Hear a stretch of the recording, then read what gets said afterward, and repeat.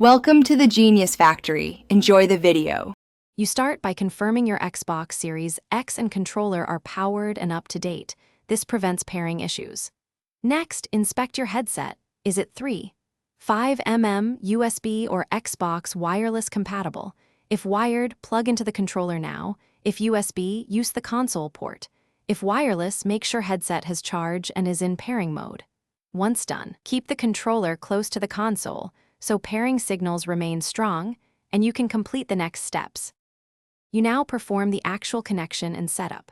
For wired headsets, plug into the controller or to console USB, then adjust chat/game mix from the controller menu. For wireless headsets, press the headset's pairing button and then press the console's pair button. The headset should appear.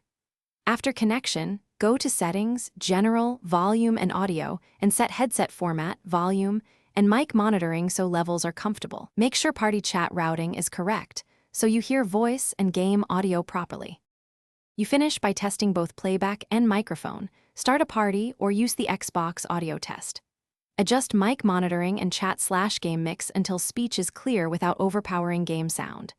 If the headset isn't detected, power cycle the console, remove and reinsert cables, or repair the headset. This clears many glitches. If problems persist, try the headset on another device to isolate hardware faults.